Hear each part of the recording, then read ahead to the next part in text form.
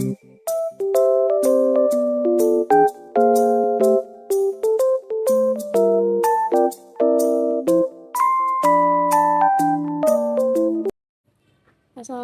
warahmatullahi wabarakatuh. Perkenalkan, nama saya Eksa Anissa Fitri dari kelas R2A. Saya akan mempresentasikan tentang profesi kependidikan. Materi pembahasannya adalah 1. Pengertian profesi guru, 2. Hak dan kewajiban guru, 3. Penjelasan, 4. Kompetensi guru, dan keempat, langkah-langkah pengajuan jenjang kepangkatan guru. Mari kita lanjut ke slide berikutnya. Pengertian profesi guru. Profesi guru itu apa sih? Banyak kan pasti dari kalian yang belum begitu mengerti dan paham apa itu profesi guru. Nah, mari kita simak. Profesi guru menunjuk pada pekerjaan atau karir yang secara khusus bertujuan untuk mendidik, mengajar, dan juga membimbing siswa dalam proses belajar mengajar di sekolah atau lembaga pendidikan. Jadi, guru itu adalah profesi yang dimana bertugas mengajar dan memberikan ilmu serta mendidik siswa-siswa yang ada di dalam lembaga seperti SD, SMP, SMK. Lalu, seorang guru bertanggung jawab untuk menyampaikan materi pelajaran, mengembangkan kurikulum, menilai kemajuan siswa, dan juga menciptakan lingkungan pembelajaran yang efektif. Jadi, pembelajaran yang efektif itu tuh seperti pembelajaran yang berhasil mencapai tujuan belajar peserta didik sebagaimana yang diharapkan oleh guru.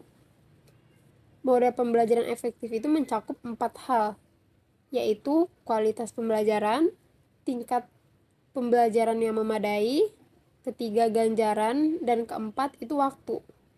Jadi sebagai guru kita harus bisa mengatur waktu, bagaimana caranya agar apa yang kita sampaikan dapat tersampaikan kepada murid dengan waktu yang efektif dan juga seperti tujuan yang kita harapkan. Seperti itu, teman-teman. Profesi guru juga melibatkan peran sebagai pembimbing dan pendukung perkembangan siswa dalam berbagai aspek kehidupan, termasuk sosial dan emosional. Di sini tuh aspek kehidupan sosial dan emosional itu seperti di mana anak belajar beradaptasi untuk memahami situasi dan emosi dalam berinteraksi dengan orang-orang di sekitarnya, seperti mendengarkan, mengamati, dan meniru apa yang mereka lihat. Baik, di slide kedua ini ada hak dan kewajiban guru. Hak adalah kuasa menerima atau melakukan sesuatu yang semestinya diterima atau dilakukan oleh pihak tertentu. Sedangkan kewajiban adalah sebuah beban memberikan suatu hal yang sudah semestinya diberikan oleh pihak tertentu. Baik, sementara itu berdasarkan pasal 20 Undang-Undang Nomor 14 Tahun 2005 tentang guru dan dosen, kewajiban yang dimiliki seorang guru adalah membuat rencana pembelajaran, menjalankan proses pengajaran bermutu, dan melakukan penilaian atas hasil pembelajaran murid. Seperti yang ada di layar presentasi ini, hak guru ada 3 yang saya ambil. Sebagai contoh, pertama, hak untuk mendapatkan gaji dan tunjangan yang sesuai dengan standar dan pengalaman kerja. Kedua, hak untuk berorganisasi dan berserikat dalam asosiasi atau serikat guru untuk memperjuangkan hak-hak mereka. Ketiga, hak atas perlindungan hukum terhadap tindakan yang tidak adil atau diskriminatif dari pihak sekolah atau pemerintah. Slide berikutnya ada kewajiban guru. Di sini kewajiban guru ada 4 contoh. Yang pertama, kewajiban untuk menyampaikan materi pelajaran dengan baik dan sesuai kurikulum yang berlaku. Kedua, ada kewajiban untuk menghormati hak dan keberagaman siswa serta memperlakukan mereka dengan adil tanpa diskriminasi.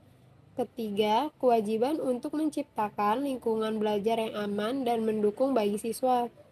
Keempat, kewajiban untuk terus mengembangkan diri melalui pendidikan dan pelatihan agar menjadi guru yang lebih profesional serta berkualitas. Di slide ketiga ada kompetensi guru. Kompetensi guru adalah kemampuan seorang guru untuk melakukan tugas dan kewajibannya dengan layak dan bertanggung jawab. Di slide berikutnya ini ada 4 penjelasan kompetensi guru. Pertama, ada kompetensi pedagogik, kedua, kompetensi profesional, ketiga, kompetensi kepribadian, dan keempat atau terakhir, kompetensi sosial. Saya akan menjelaskan 4 kompetensi guru tersebut. Pertama, saya akan menjelaskan tentang kompetensi pedagogik.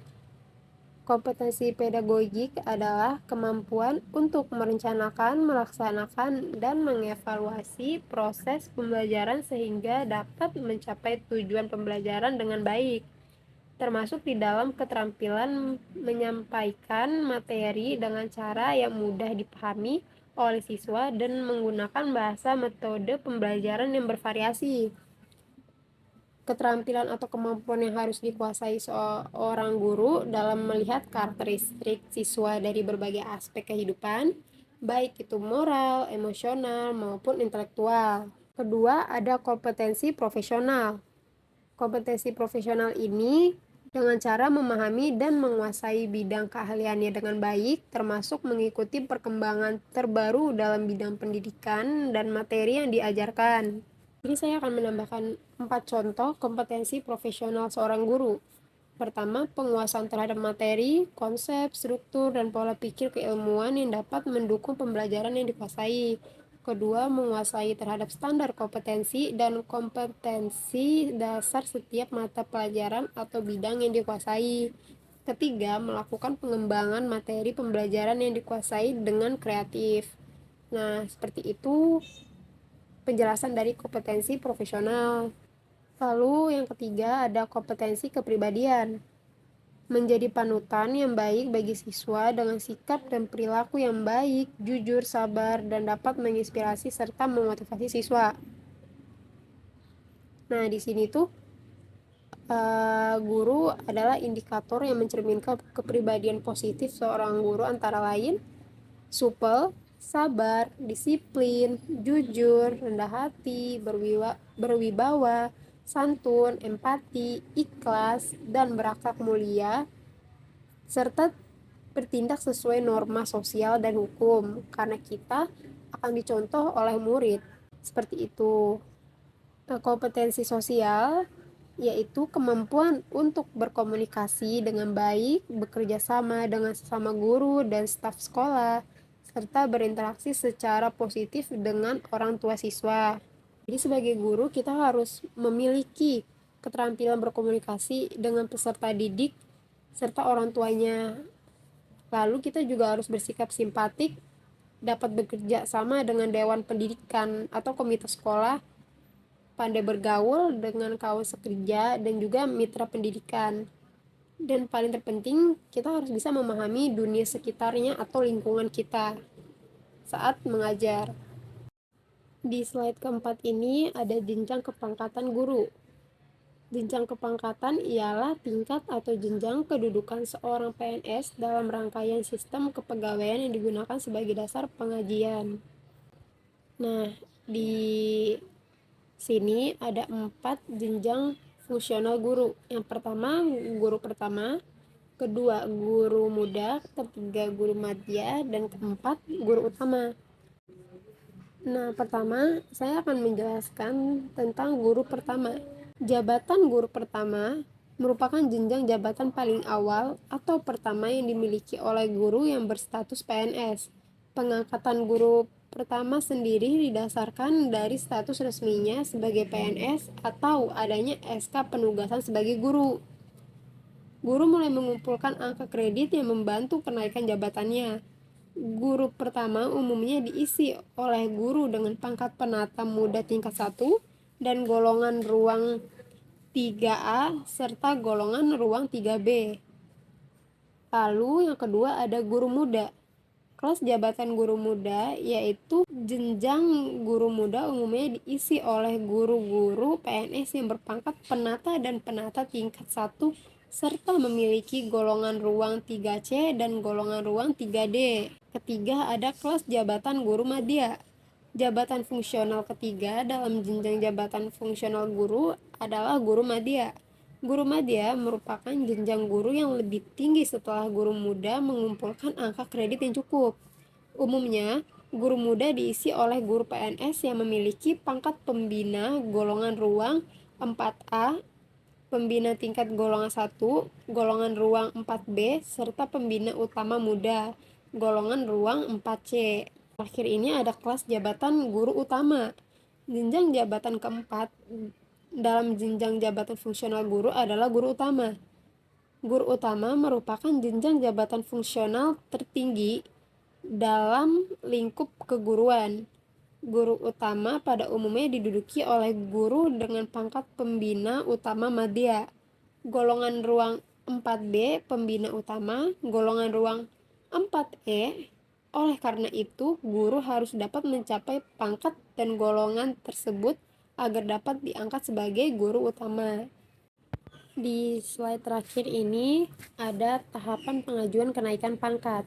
Tahapan itu dimulai dari persiapan, pemenuhan syarat, pengajuan berkas, penilaian dan verifikasi, keputusan, dan pelaksanaan kenaikan pangkatnya. Di sini saya akan menjelaskan persiapan. Persiapan guru perlu mengumpulkan semua dokumen dan persyaratan yang diperlukan untuk pengajuan kenaikan pangkat.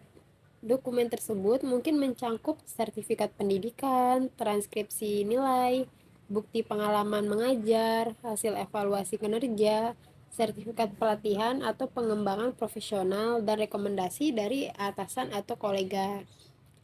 Yang kedua yaitu pemenuhan syarat. Guru harus memastikan bahwa mereka sudah memenuhi semua persyaratan yang ditetapkan untuk naik pangkat. Persyaratan ini dapat berbeda-beda tergantung pada kebijakan dan peraturan yang berlaku di lembaga atau sistem pendidikan tempat guru bekerja. Nah, persyaratan umum biasanya meliputi tingkat pendidikan, pengalaman mengajar, partisipasi dalam pelatihan atau pengembangan profesional, serta penilaian kinerja yang baik.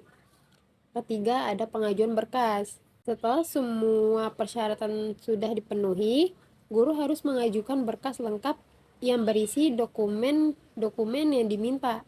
Guru harus memeriksa dan memastikan bahwa semua dokumen telah diberikan dengan benar dan tidak ada yang terlewatkan. Keempat, ada penilaian dan verifikasi. Berkas pengajuan akan dievaluasi oleh tim atau pihak yang berwenang.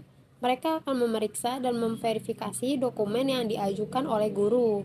Proses penilaian ini dapat melibatkan peninjauan berkas, penilaian kinerja guru, atau wawancara. Kelima, ada keputusan. Setelah penilaian selesai, keputusan mengenai kenaikan pangkat guru akan diumumkan. Keputusan ini didasarkan pada hasil penilaian kinerja, pemenuhan persyaratan, dan kebijakan yang berlaku. Jika pengajuan berhasil, guru akan dinaikkan pangkat sesuai dengan ketentuan yang berlaku. 6. Pelaksanaan kenaikan pangkat. Setelah diterima, guru akan menerima pengakuan resmi tentang kenaikan pangkat mereka.